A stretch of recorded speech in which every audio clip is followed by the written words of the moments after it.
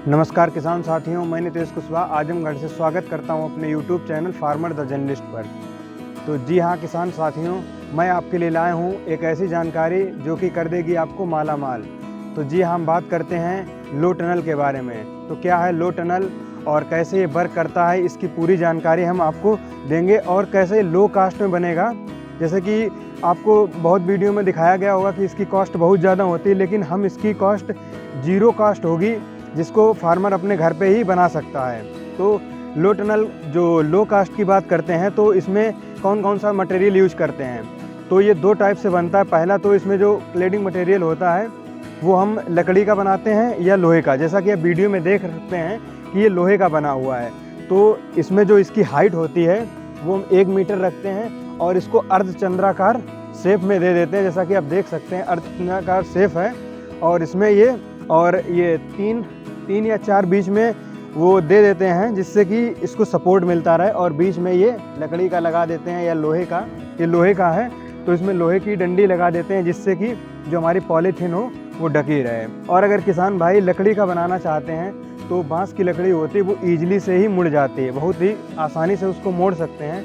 तो 2 से 3 सेंटीमीटर मोटी लकड़ी हम लेते हैं बांस की और उसको अर्धचंद्राकार मोड़ करके और 3-4 लकड़ियों को सीधा बिछा करके और 30 से 40 mm की पॉलीथीन लगा करके ही हम इसको बना सकते हैं।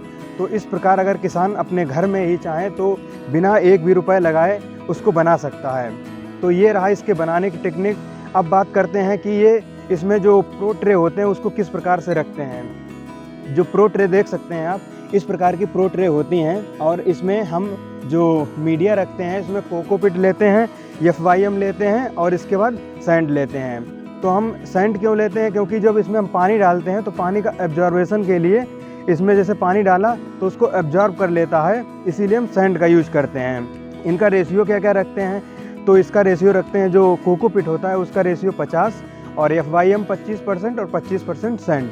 और इसमें हम ग्रो कौन कौन से क्रॉप करते हैं, तो ये मेनली हमारे किसान भाई, जैसा कि ये सर्दी का मौसम चल रहा है तो जो हमारी नर्सरी है वो नहीं उग पाती है, तो इसमें हम नर्सरी को ही ग्रो करते हैं। जैसे कि बैंगन की नर्सरी हो गई, टमाटर की नर्सरी हो गई, या हम अगर अपनी जो क्रॉप है जायद ऋतु में करेला हो गया या बैंगन, करेला, कुकुरबिट्स की जितनी भी क्रॉप्स हैं उसकी हम पहले से सीडलिंग को इसमें ग्रो कर देते हैं और फिर जैसे ही इन्वायरमेंट आता है उसको हम डायरेक्ट खेत में ट्रांसप्लांट कर देते हैं। तो ये वर्क कैसे करता है इसके पर चर्चा करते हैं।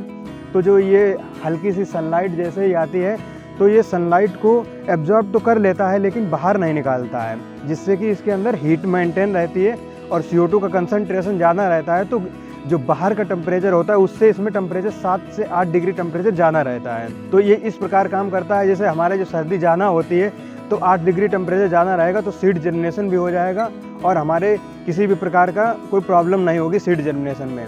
तो हम अगर अगेती कुकुरबिट्स की क्रॉप करना चाहें तो इसमें हम ग्रो कर करके और अपनी क्रॉप को अगेती में लगा सकते हैं। तो ये रही जानकारी लो टनल बनाने में और कौन कौन सी इसमें क्रॉप ग्रो कर सकते हैं। अगर ये हमारी जानकारी आपको अच्छी लगी हो तो हमारे इस वीडियो को लाइक करें, साथ ही साथ कमेंट्स भी करें और हमारे जो फार्मर द जर्नलिस्ट है YouTube चैनल उसको भी सब्सक्राइब कर लें। धन्यवाद।